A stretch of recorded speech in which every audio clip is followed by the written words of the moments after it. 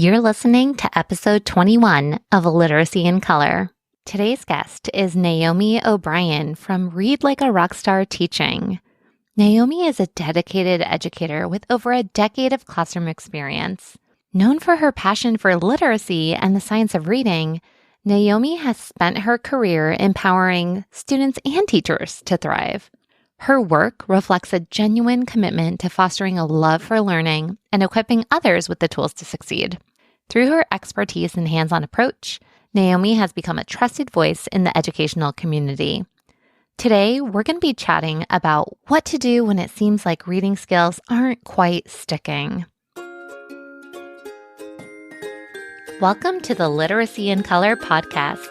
I'm your host, Michelle Sullivan, a science of reading advocate with over a decade of experience as a reading interventionist and literacy coach. I'm passionate about making evidence-based instruction both effective and engaging.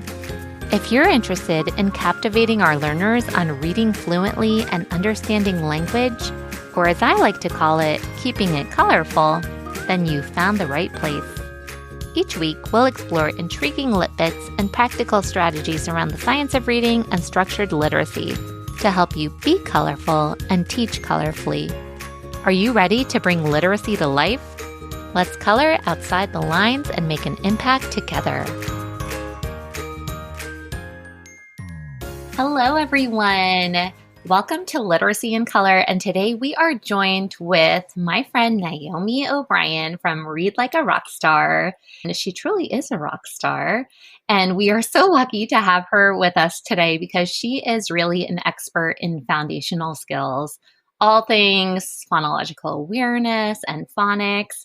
And today she's going to be sharing her expertise around what to do when things just aren't clicking for our students. So first of all, welcome to the show, Naomi. Hi, thank you for having me. This is truly one of my favorite topics to talk about, whether I'm in the classroom or outside of the classroom or with friends or whoever.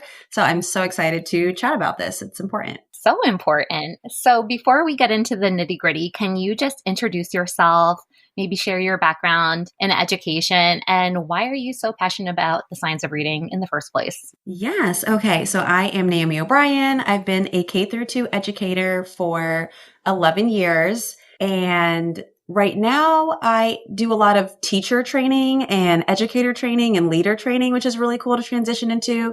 And it's always around the topic of literacy. And just something that I noticed years ago in the classroom was that no matter what school I was at, the reading scores and reading struggles were always this normalized problem. And it didn't seem to be for me. And I was like, I'm not doing anything super special. I don't have different kids. All of these kids should be able to make the growth that I'm seeing. And when I really started to pay attention to things around year 4 and year 5, I noticed a lot of the same trends where people were skipping, phonological awareness, or they were prioritizing memorizing sight words over teaching them to read phonetically.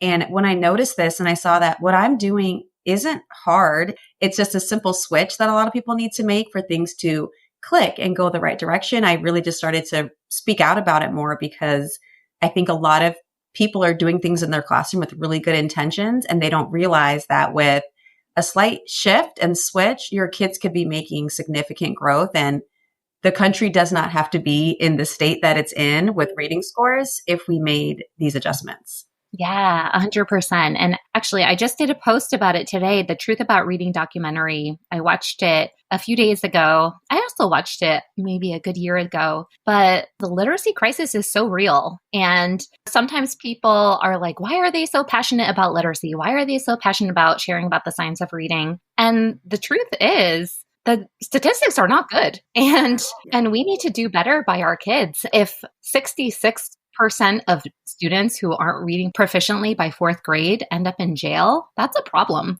And that's not okay. It's a huge injustice. I always say, when we're not teaching reading the right way, you're literally ruining a student's life. And I think because it's kinder, it's first, it's second, that seems so early. Surely they have time to catch up. They have time to change later. They'll get it later. And they don't, like certain students, when they reach a certain grade level, if they're already behind, they're statistically not going to catch up, especially if the reading program, that's in place in the school is the thing that caused the problem in the first place. And for me, I see that data and it's not one of those overwhelming problems where it seems like, oh, but what can we really do? It's easily fixable. It could be fixed in one school year if everyone made the shift to following structured literacy. It's a really huge problem, and it could also be solved quickly with proper training and guidance and following the right research. Yeah, absolutely. And kudos to educators like you, spreading the word and getting the information out there into the hands of teachers, because it's really, really necessary and it's really important work. And what a testament to your background in being able to reach students from the get-go in your educational career, because not everyone has had the same type of experience. It's a pretty funny story, and it really just is that I was the newest teacher on the team.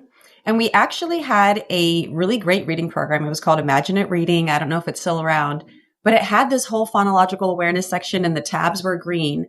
And I had a team of 8, and my team leader would tell everyone, skip the green section. We don't have time for that because we have to get them to memorize these sight words. We needed to get into the predictive text and things like that.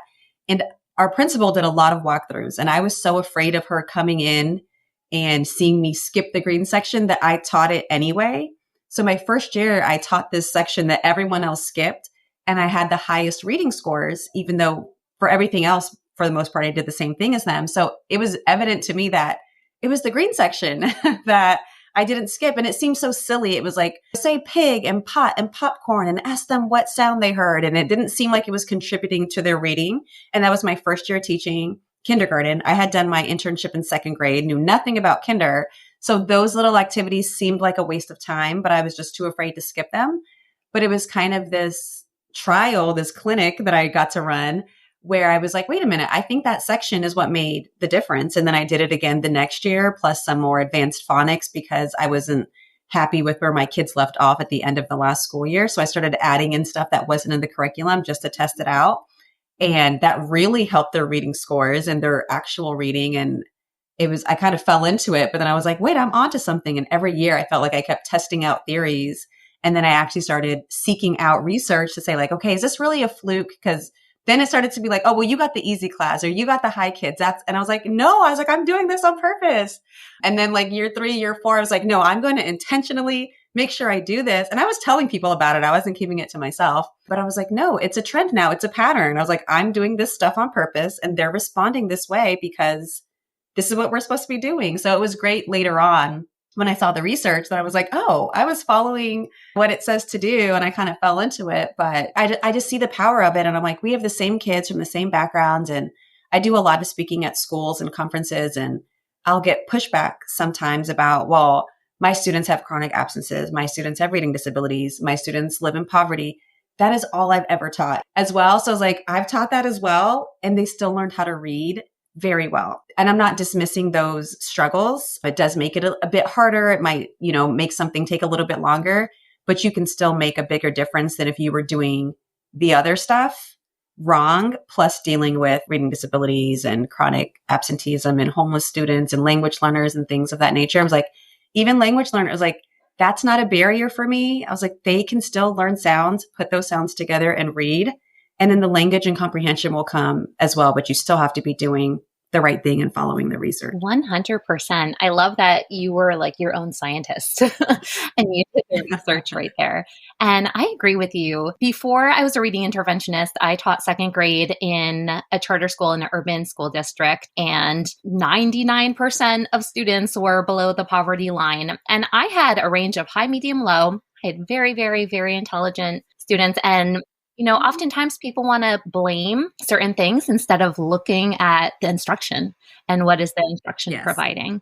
So I have a feeling I know what direction you're going in, but let's get into it. And what are some of the most common reasons you believe that reading skills just don't stick for students? I think that they aren't sticking because the instruction isn't where it needs to be. And I'm always careful when I say that because I know that there's a lot of like teacher blame and teacher shame, and teachers have so much on our plates. So, and it's like, you want me to do another thing or you want me to be held responsible for this. But I think the instruction isn't looked at enough. It's like you were just saying, I think there's a lot of, okay, well, they live in poverty. They're language learners. They're dealing with this. They're dealing with that. And that is a factor. But I was like, I'm a living testament of the fact that like that doesn't have to be a nail in the coffin. That helps you be more intentional because you know that's what they're dealing with. But that is not a reason for the data. 2 years ago, I worked at a school here in Los Angeles, and the reading scores, 4% of their fifth graders passed the state test. And the goal was for 14% to pass that school year. They wanted to make 10% growth. And I was like, oh my goodness, like what is going on here? I just moved to California. And nobody at the school was very alarmed. They were just like, it's a lot of newcomers. They're from Guatemala.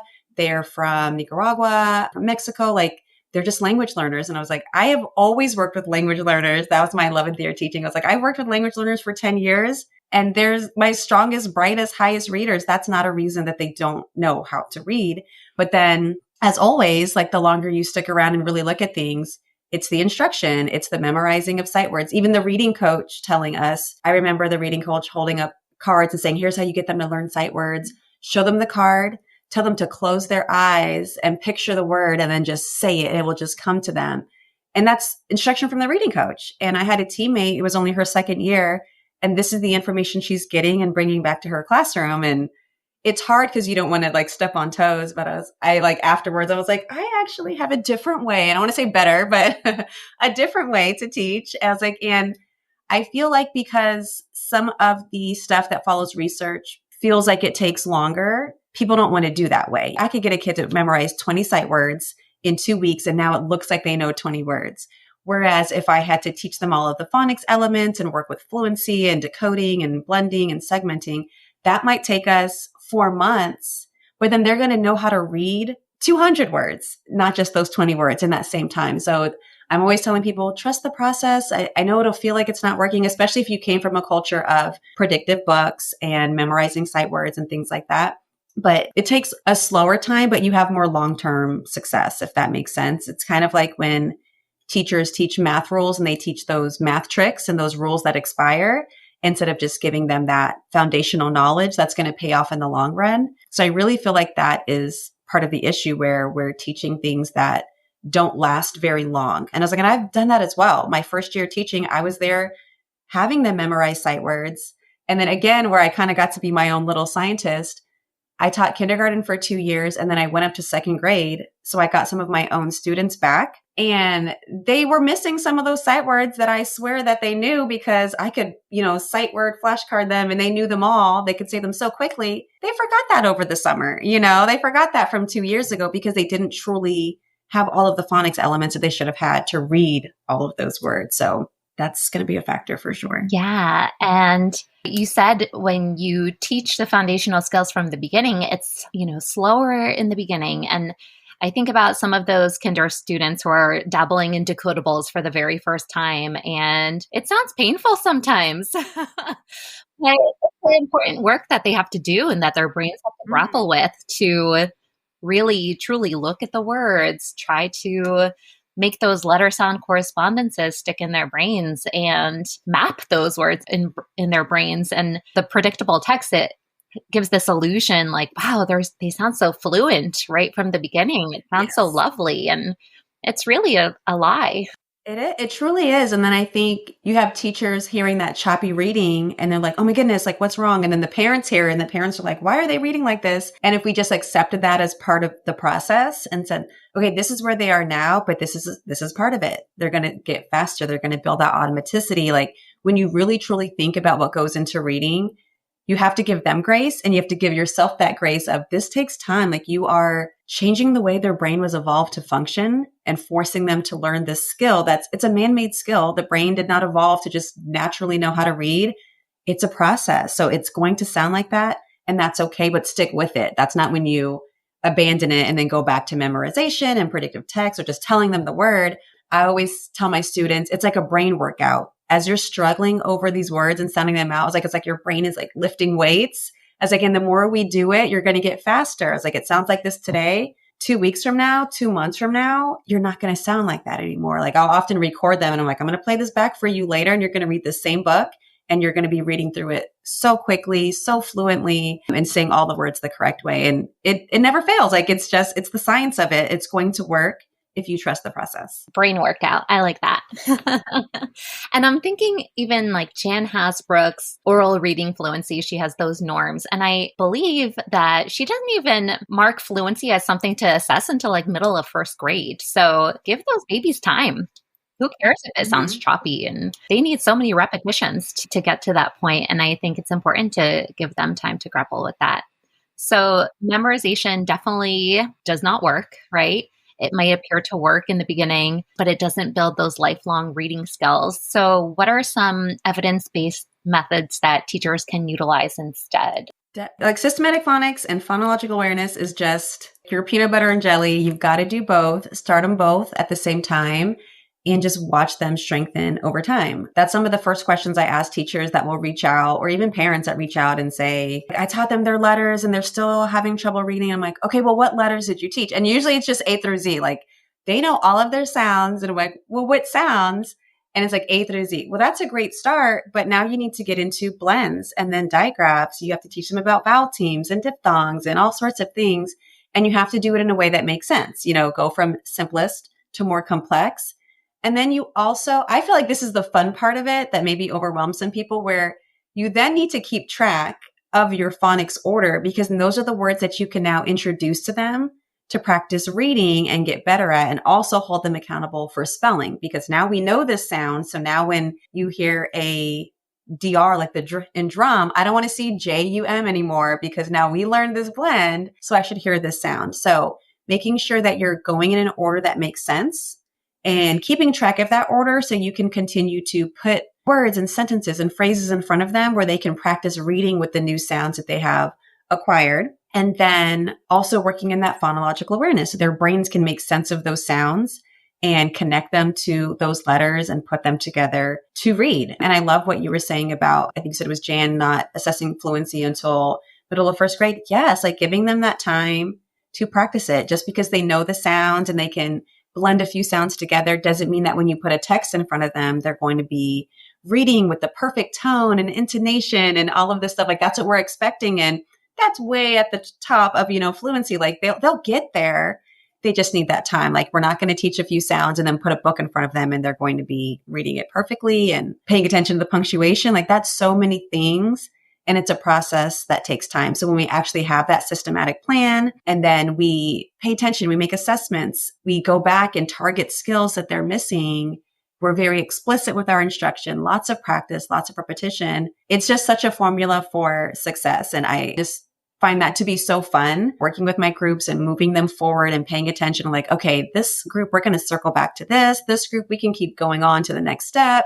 This group, we're going to hit blending and segmenting harder. Okay, we were working with 2 sounds. Now we're going to go on to 3 sounds, then 4 sounds. Okay, this group's ready for splitting apart syllables and reading them. And systematic phonics, I feel like, just gives you a clear plan of where you've been and where you're going.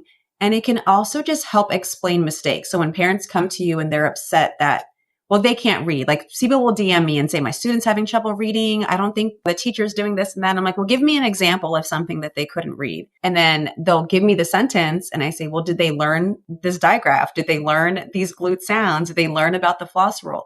Well, I don't think so. And I was like, well, it's like first grade, beginning of the school year. Maybe they didn't get there yet. That's something to ask the teacher. If they taught that and then they still can't read it, that's a problem. But if they were never taught it, you can't hold them accountable and freak out about something that they've simply never been taught. I had a friend send me a screenshot of, it was 100 sight words. It was the beginning of first grade and her son missed 93 of the words. And she's just like, oh my goodness, like, what do I do? And I was like, does he know all of those sounds? I was like and the words he got were phonetic ones. So he could sound out can and things like that. I was like, down. I was like, does he know the OW diphthong? I highly doubt it. So it's okay that he can't read it.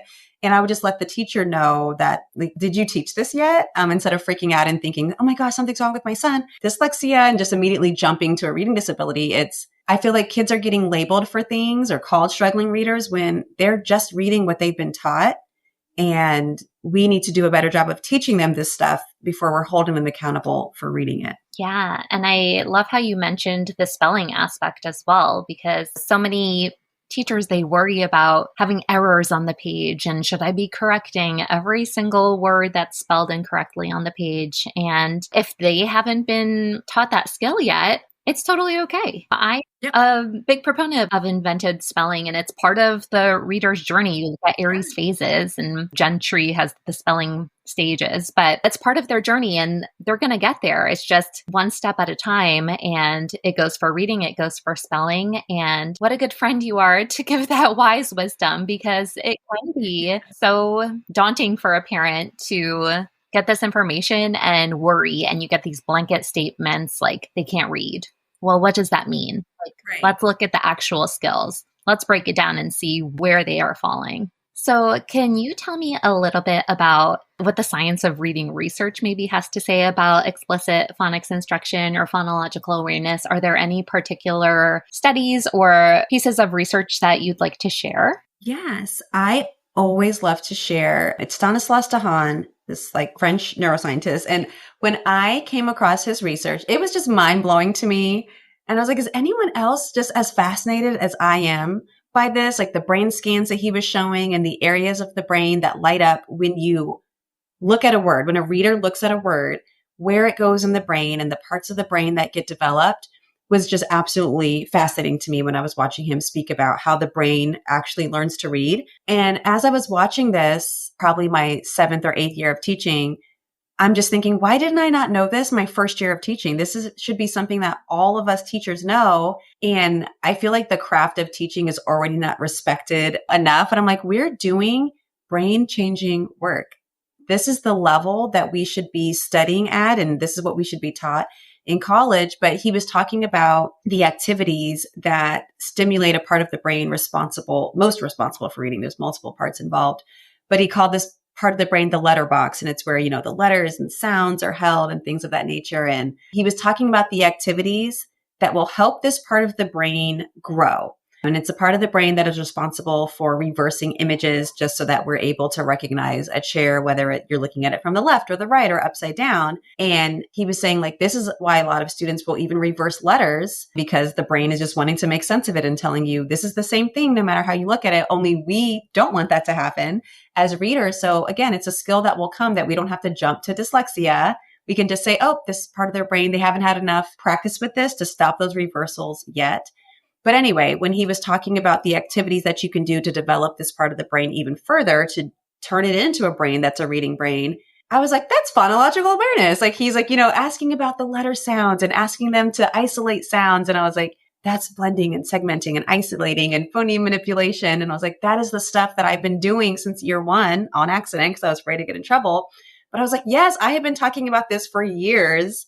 And not having really, really strong research to try to convince the people around me. But I was like, this man is a neuroscientist and he's telling us, and he has the scans to show that this activates this part of the brain. And this is what's truly needed for reading. And it's something I would tell my students as well. I always say, Mrs. O'Brien would never do something that would waste your time. I know it's silly. And I know it seems like, why are you asking us about the middle sound or asking us to take off the T and add a D. But I was like, it's that brain workout. It's it's lighting up this area of your brain and it's growing. And over time, it's going to improve your reading. I was like, trust me, I do a lot of research on this. And that is just something that I found so fascinating, that these little activities that just seem so silly are actually doing so much work. And I wish more teachers realize that these activities that seem silly or that seem like they're not doing much under the surface, they're doing so much. And if we could take these brain scans and see what you're doing when you're actually asking them about beginning, middle, and ending sound, when you're working on rhyming, when you're working on syllables, it is really valuable work, especially down in K1 and 2 land, where we're often by society called babysitters. No, we're changing brains. It's very important work. Even if it doesn't look like it to you, this is the foundation. And it's so, so, so important. We have this immense honor and privilege and power to really make or break their literacy careers. So it's not something I ever take lightly. And it's something that I always love to spread because it's so important and it's so easy not to do, but then it's so easy to do as well. So people could just know that it was that important and know this is the one thing I can't skip. If there's an assembly in the morning, when we come back, I'm making sure we get in our phonological awareness time because I'm trying to change your brains. And this is something that we cannot skip. I'm making sure we value this. So beautiful. And oh my gosh, I know this is audio. I wish everyone can see your beautiful face right now because Naomi is like smiling ear to ear, talking I about the brain. I love it. It's so So exciting. fun. But it's so true. And I remember DMing with someone back and forth. She was a tutor and she was explaining to her students, what the brain is doing. And the child says, oh my goodness, they're rubbing like the left like neck. They're like, my letterbox is really working hard today. I love that. That's amazing. Yeah. So, I don't feel like we have to tell our students everything about the science of reading research and overwhelm them with information, but I think it's valuable to just give them little tidbits about what your brain is doing and how your brain learns how to read. And we don't have to get knee deep in neuroscience with kids, but it is interesting for them to kind of pick up on some of that information and see like, you're literally building these neural pathways. It's so cool. Yes. So you talked about the importance of these silly little activities, and I know you wrote a book. Can you tell us a little bit about your book? Yes, I wrote a book. I actually wrote two books that center around phonological awareness because I was at a conference in Dallas maybe a year or two ago talking about the power of phonological awareness. And a teacher came up to me afterwards and she was saying that they had all in Texas had to go to the Science of Reading Training Academy and they had all this knowledge, but they weren't really aware that it was as important as I said that it was. Like it was really a mind shift for them. Like they knew that they had to do it, but I guess the why really wasn't covered. And they were like, do you have any suggestions about how to make it fun? Because when we say it's time for Heggerty, or we say it's time for phonological awareness, phonemic awareness time, are my students grown? And I was like, what? I just couldn't fathom it because I was like, that is our most fun time of the day. They think it's so fun. I'll always make it a game, like try to guess my word, or we'll be word detectives or, word magicians and figure this out. And they turn and talk with a partner. It's very interactive. And I was like, well, you just make it fun. And I'm giving her all of these ideas to make it fun. And I even say, like, you can just tell them, you'll never guess what I'm thinking about. It starts with this sound and it ends with this sound and all of this stuff. And that was just kind of sitting in my brain all summer. And I was like, I'm going to make that a book. I was like, how many other people? Because I thought everyone thought phonological awareness was fun. I thought they thought it was silly, but not important. But I didn't think they thought it was boring. And I was like, it's so fun. Like they love figuring things out and putting stuff together like my kids always have. So I was like, I'm going to make a really fun game about it to show parents and teachers that you can make it fun. And these are the activities that change the brain. So it's called You'll Never Guess What I'm Thinking About, where you're doing like different rhyming activities or beginning, middle, and ending sound. And the kid is supposed to guess the word. And it's kind of a call and response book where the person in the book is talking to the reader and asking them questions and saying like, oh man, I didn't think you would get it, but okay, you solved it. Good job. This is going to be another hard one. And it's really just asking them to identify beginning sounds or, well, I guess you can't figure out this sound. And I've got to read to different classes and hear from different students and children that have used it. And then teachers are like, thank you so much. This has been such a great way to kick it off. And then they think we're just continuing these games when we do our daily phonological awareness. And I was like, yes. And then even Heggerty, I was like, you can make Heggerty fun. I was like, add in the movements, make it fun and silly. Tell them you're trying to figure this out. What word am I saying? Do all of the parts. I was like, and make it a game. And then you connect it back to reading and say, that's all reading is. Remember how we just broke apart those sounds? That's how you spell a word. Match the sounds to the letters. Remember how we put the sounds together? That's how you read a word. And then it's up to you, though, to teach them those letters, sound correspondences. But that's all that it is. Like for me, I find that it's just a race against time to see how far I can get. Like how many phonics elements can I introduce this year? How many sounds on our sound wall can I flip over? And some classes can get further than others with the way that they retain that information. But it's as much as you're able to teach them is what they're going to be able to read, write, and spell. And what a fun game. You'll never guess what I'm thinking. And I appreciate what you said about even the pacing, because so many times teachers, they feel so overwhelmed by what they're supposed to cover in a school year. And by kindergarten, you should be up to this point, and by first grade, you should be up to this point, and so on. but you have to take into consideration where your students are at and the median range of your students too. And every year is not going to look the same. So I appreciate you addressing that too. Yeah. And I wish more teachers had the flexibility to do that. I know that there's admin, sometimes that's like, you need to be doing this at this point in time, or even they're worried about their scores. I know at my last school 2 years ago, they did Dibbles assessments, and beginning of the year, my second grade, everybody was red. It was significantly below grade level. And I'm looking at this sight word list that they are supposed to read in whatever amount of time. And even at the mid-year, we hadn't learned most of those sounds yet. I knew by the last assessment they were going to be good to go. But so I'm telling my principals, like, we're making growth, but this is assessing stuff that isn't what we've taught yet. So I was like, I would expect them to get it wrong. And I would have to reassure the parents as well that, like, here's what we've learned. So if the assessment showed these words, they would be able to read all of them. But this has elements in here that we haven't even exposed them to yet. And by the end of the year, they did make that growth. But I wish that more teachers did have the flexibility to be able to say, okay, we're going to hold off on this for now because we're focused on this. And they knew that they could go quicker or go slower. Like after you make that assessment, you don't have to go on to unit 1, day 2 if nobody got unit 1, day 1. Like you can go back and review that before you're ready just to accelerate through. Because I think some people are just worried about that compliance and with fidelity piece that they stick to it to their students' detriment. And if we were trained better and trusted more, then we can make those judgments as the professional in our classrooms and go at a pace that was actually best for everybody. Yeah, 100%. And I feel like there needs to be more wiggle room in the pacing calendars too, because oftentimes they say if 80% of your students didn't master the skill by the end of the week, you should be repeating that skill. And instead, what do teachers do? Because they have to follow the pacing guide, they plug away and the gap keeps getting wider and wider and wider. They keep introducing new topics and they're not getting it because they still haven't mastered. And then you're building on this shaky foundation. So then they don't get it even more.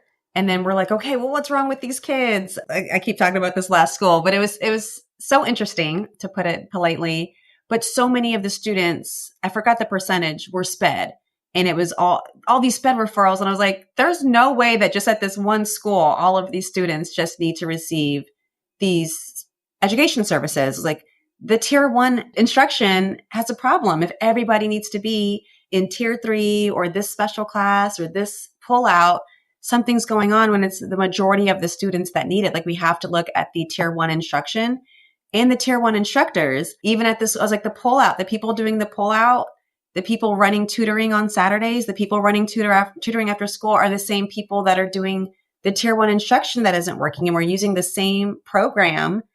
It's not the kids, but the kids constantly take the full brunt of everything, whether it's the behavior or just other factors. And it's like, we have to look at the instruction and the instructors as well, because it's not just the kids. And I am a big proponent of the whole MTSS model and taking a big look at your tier 1 instruction, making sure that's solid. And like you said in the beginning, oftentimes there's this blame game on the teachers. And it's not that you're a bad teacher.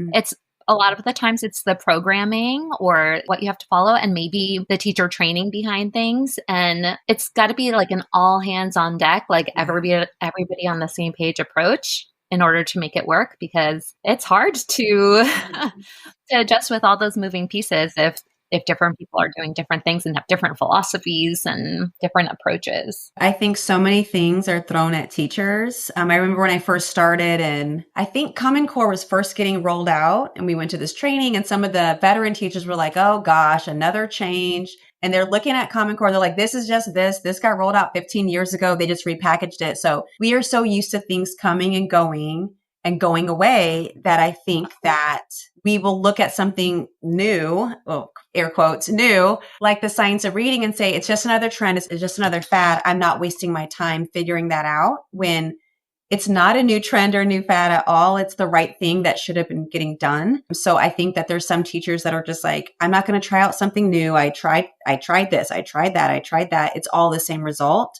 And it's like, no, but this is the one thing that we should be doing. But then there's also the curriculum or the program that they're forced to use. There's just so much involved in it. There's the politics of it all. Yeah, so many big conversations. It's very political. I know we got in a very serious note here. So let's rewind to the fun part. because I know you have so much to offer about engagement and amping up that student engagement. So you talked about those fun strategies in your book, but do you have any other ideas of how to amp up engagement for both PA and phonics? I do. I've always been a fan of just making things as visual as possible. I had a college professor and I forgot where she was from, like Sweden or Denmark, something, but she spoke in her home language the first 15 minutes of every class. And it was a class it was in Florida, at University of Central Florida. It was English speakers of other languages, like ESOL was what it was called back then. And just to illustrate her point to us, she would speak in her home language the first 15 minutes of class. She would not go back and repeat what she said later. She just continued on in English for the rest of the class. But while she was speaking in a language that nobody in the class understood, she had her PowerPoint, she had visual, she had hand gestures and things like that nature.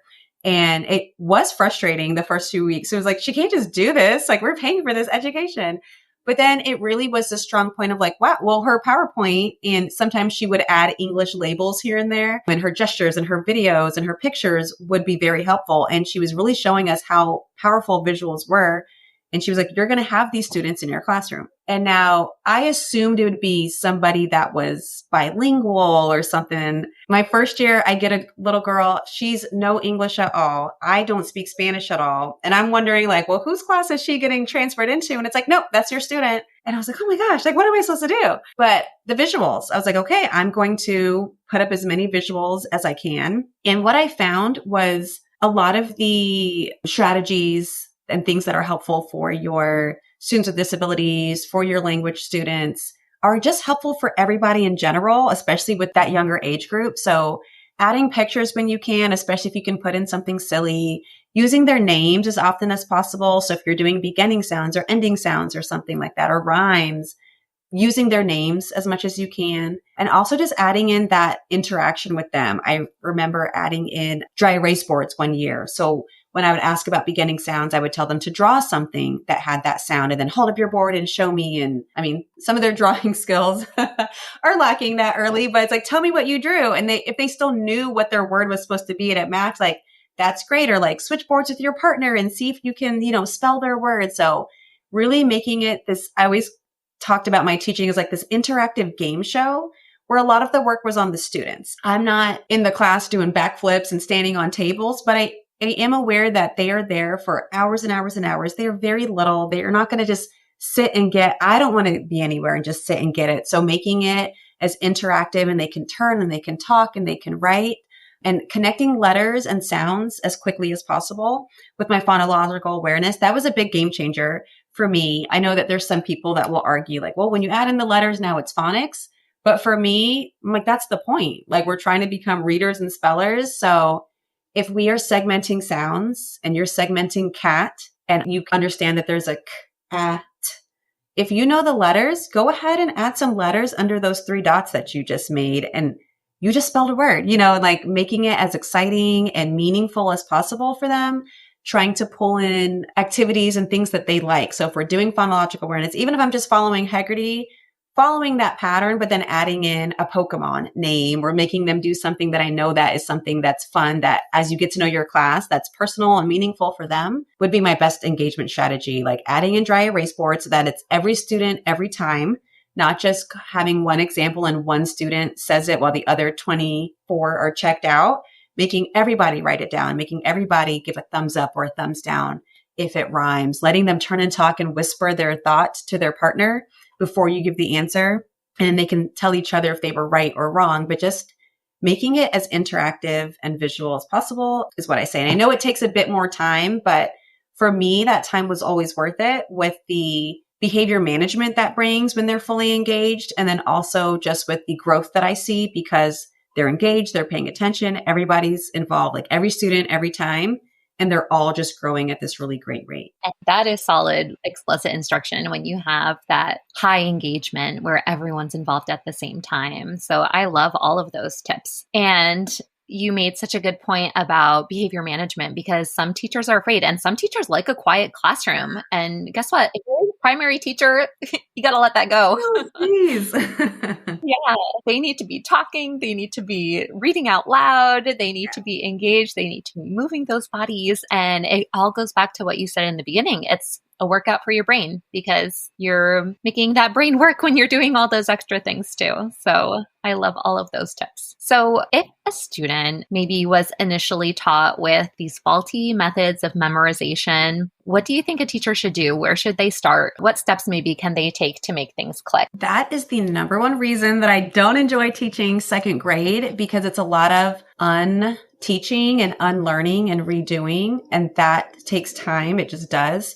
A lot of those skills and strategies are locked in for them. Like when the last grade that I just taught was second grade, and it was hard. Like even months into the school year, they had a certain number of sounds. They had decoding skills.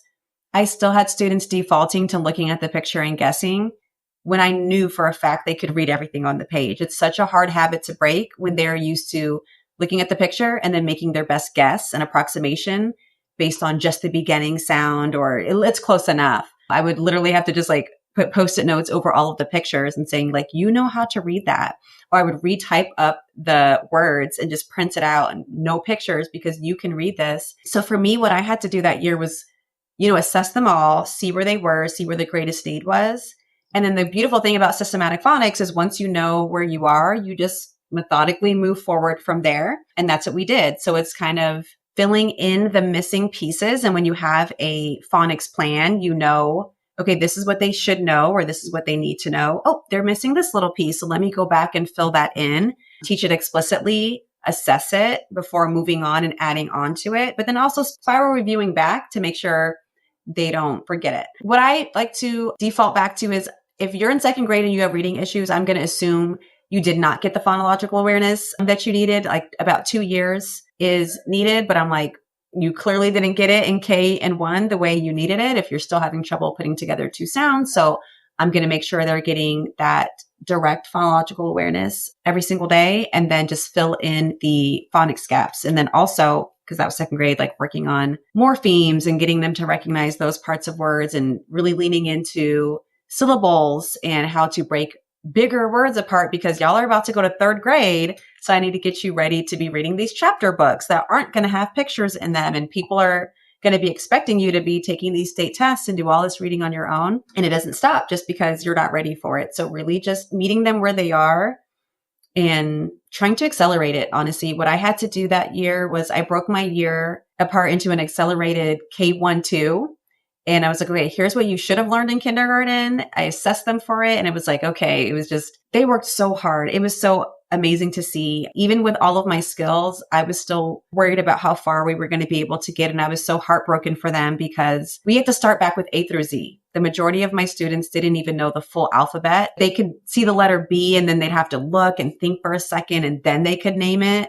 And it was like, oh my goodness, like what's going on here? But by the end of the school year, like I think I mentioned that they were all red at the beginning. We had 6 above grade level. We had 11 that were right on grade level.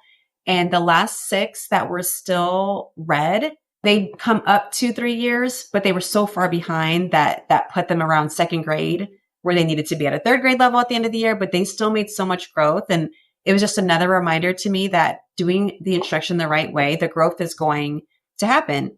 And that year, a lot of them started having their evaluations with the SPED teacher to have meetings with the parents and get them enrolled in our SPED program. And a lot of them had phonological processing disorders. And I was like, but did they have these less, you know what I mean? I was like, we're saying like, oh, they can't put these things together. They're struggling with this. I'm like, but were they ever taught it? Were they taught it for 2 years and they're struggling with it? So they do need these services, or were they never taught it? They're being held accountable for something that isn't on them. And now we're telling their parents, you have a learning disability, when really it was the curriculum. They made so much growth. And it was just a reminder to me that it is possible when you stay the course and do what the research tells us to do. The brain will make its connections slowly but surely. And like I said, it's a lot of undoing and having to remind them like, nope, we don't look at words and guess. Like, oh, you know this sound. Don't forget to use the sound that I know that you know how to do, or segment that apart, break apart those syllables. But they can do it. They really, really can. And that was such good advice to find the missing pieces. And we don't have to be afraid that a 4th grader might not know their short vowels and you have to go back to it. Yeah, if they need because it, you're they need expecting it. them to tackle syllabic words. And it's okay to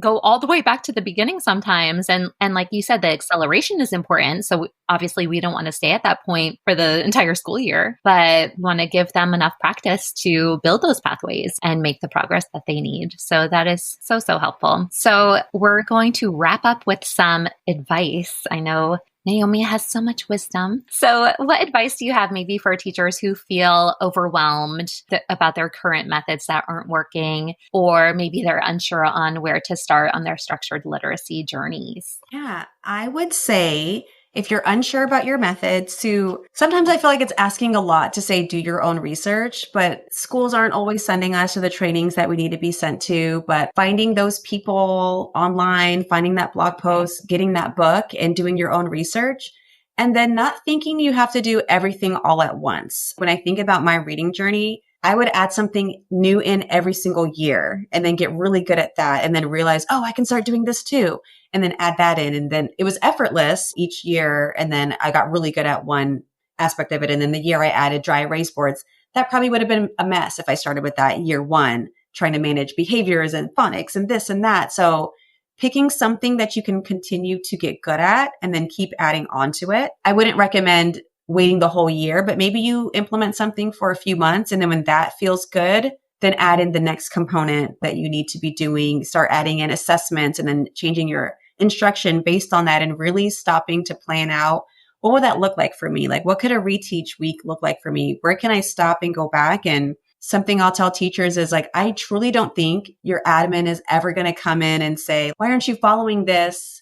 And your scores have improved. If your scores are going in the right direction, I think that they'll be okay with the fact that you say, you know what? Well, I read this research and I'm trying this out and it's working. Here's my data. I was new to this school in LA and I did not want to use the curriculum that was there because I knew it was something that wasn't aligned to the research. But I was prepared. I was like, if the principal comes in and is like, why aren't you using this curriculum? I was prepared to say, well, here's why, and here's what I'm doing instead. And look at our growth and look at this student and look at this student compared to the beginning of the year. And I was ready to fight for that for my kids because one thing I could never do is continue to do something that I know is wrong. When I know that they're statistically not just going to catch up later, it is on me when they're with me, even if it's just kindergarten or just first grade. These are the most important grade levels. Like we set them up for success or we set them on the path that could lead them to jail. And we're part of that equation. And it doesn't feel good to hear, but they don't get there in one school year. When the kindergarten teacher doesn't get them to where they need to be, and then the first grade teacher doesn't get them because they were already behind, doesn't get to get them, it just adds up. And then by the time they're in fourth grade, it can feel like it's too late. It's not too late. With the right instruction, they can still bounce back. But if everybody is following the same curriculum, then they're almost doomed. And it's just really sad because it truly does not have to be that way. But back to the advice was to just try something small, like make a change. If you know that it's been this trend in your classroom for years or at your school for years, be the person that tries something new, look up something and give it a try. And then don't think you have to do all of it at once. I'm sure all of it would look very, very overwhelming. And then you just kind of stay doing what you've always done. And then also understand that it might feel slower, but if you're following the research, like the growth will come. Yeah, that is such good advice. And if you try to overhaul everything at once, it's going to be a big old mess, like you said. So get good at something and then add to the plate. It's little goals. I wanted to add in, I'll always tell teachers this, like when they decide to start doing phonological awareness is if I start it in August and I'm doing it every day and it's interactive and I know I'm like on top of it, my students, there'll be 2 months where I'm basically talking to myself in kindergarten and they cannot hear the rhyme and they can't hear the middle sound and they're just like, what? And maybe mid-October, November is when they really start to click. So it might seem like this isn't changing anything for 4 months. Like there should be signs. They should be getting a little bit faster, but it's not until November sometimes when we're really rocking and rolling and they can all answer me and they're being able to segment and blend and change sounds and identify this and identify that. But it's just knowing that their brain is growing during that time. They can't give you an answer because they truly cannot hear that sound yet, but just know that you're working on it. It's like you wouldn't just throw them a 50-pound weight and be upset that they can't lift it on day one. But if every day you keep adding on 1 pound and then 1 pound and then 1 pound, in time, they will be able to handle that weight. So again, just going back to trusting the process. And then for some of my students, that click with phonological awareness will come after winter break. And I noticed like, okay, about 10 more got really, really quick. But it's like, I know that it's coming. And I think for me, because it's been happening in my classroom for years, I've been able to pay attention to the trends. Like, okay, a good bit of them are probably going to like catch on in November. Then the rest of them will catch up after winter break. And it just starts to click. And I just see them putting together those sounds that we've learned, plus their decoding skills. And it just all works out well. And it'd be easy to be like, okay, no, I just want to go back to memorizing words or giving them these predictive books because it looked like they were reading. They're not reading. And over the summer, it falls apart. And then they get to first grade or second grade. And the teacher is saying, what did you learn last year? And they have to start all over again. And then they get to those grade levels where the teacher doesn't teach foundational skills because they shouldn't really have to. And then they're just behind. They're like, what? I don't teach ABCs, and rhyming. Just trust that process and know that it does take time. It truly does. Even for like someone that's really skilled with it, like I can't make your brain accelerate. I can give you the skills, but the brain is going to do what the brain's going to do it. But just understand it takes time. It's like watching water boil. Yeah. Your instruction is the heat. Yep. Sometimes nothing's happening yet. There's no bubbles. Right. That's a really good analogy. And it's like, but you have to just trust, like, I know in time it's going to start boiling and we just have to wait for it. Absolutely. And I think about even like the process of orthographic mapping. So many teachers are like, oh, we need to map these words in your brain. As a teacher, you can't do that for the students. That's something that their own brains have to do. And they need to have phonemic awareness skills in order to make that happen. Right. I was like, you can do the activities that make the process occur in the brain, but you cannot control like the mapping process. You're only responsible for your part. And then that's what you do plus time. Aside from the simple view, we're going to have another equation to throw into the science of reading mix. All the instructions plus time. Yes.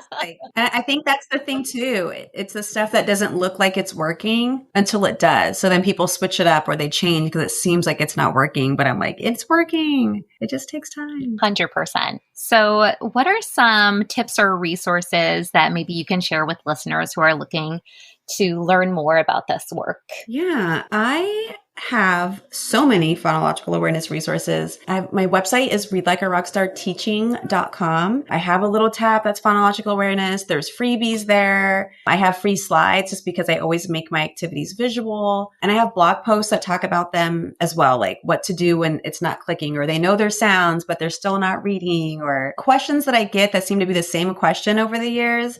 I have blog posts that answer those things. I also have a reading membership where I've just followed my own scope and sequence that I've kind of developed over the years, but just introducing the sounds and then phonological awareness that matches those sounds. So if we're working on short A, then the phonological awareness activities are also using the short A sound. And it's kind of guided by like spelling assessments where we're really not giving a spelling test. It's really, do you know these sounds and can you match the letters to the sounds? But just because it's what parents are most used to, I thought it'd be a fun format. But all of that can be accessed from my website. Just give it a try. And then there's just so many people online even. Like you can just find your people, pay attention to what they're saying, match it against the research, because that's something scary as well, where you have a lot of people saying this is the science of reading, and sometimes it's not. So that is probably overwhelming and frustrating for people where they thought they made the switch. It's still not working. And then it's like, that was not really the science of reading. It was mislabeled. So again, a lot of the times doing the research yourself or vetting somebody that you really trust to say like, okay, this is what I'm going to try out before just thinking that the science of reading doesn't work. Be a mindful consumer. And those are all fabulous resources. We can link them in the show notes. So Naomi, this has been so valuable. You have so much knowledge to share. And I love geeking out with you about the brain science and all these fun things. We all should geek out about it. Yeah. You mentioned your website. Where else can listeners find you? You can also find me on Instagram at Read Like a Rockstar Teaching. And I try to share research, resources, and just all things reading because it really is so important to me. And it really does make me so sad to see where the state is, or not the state, the country, and just know where we could be with a few small tweaks. Like it truly doesn't have to be this way. It's not a problem that's so big that we can't solve it or that we have to wait for the district to solve. It can be as simple as classroom teachers just deciding to make a certain change, whether you have the curriculum or not, to make a difference with the students in front of you. What a powerful sentiment. Everyone jump on the train with me and Naomi, and we're going to change the world together. Yes, we can. We really can. Absolutely. So thank you so much for coming on the show. This has been so much fun, and I appreciate everything that you had to share. Yes, thank you so much for having me. I could talk about reading all day. So thank you, Michelle. Thank you so much for tuning into Literacy in Color. I hope today's episode left you feeling both inspired and equipped with something new to add to your teaching toolkit. If you're enjoying this podcast, it would truly mean so much to me if you'd leave a 5-star review.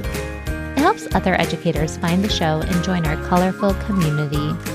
And don't forget to hit the follow or subscribe button so you never miss an episode. For more tips, tools, and resources, be sure to check out the links in the show notes at michelleandthecolorfulclassroom.com. Thanks again for listening, and I'll catch you next week. Until then, be colorful and teach colorfully.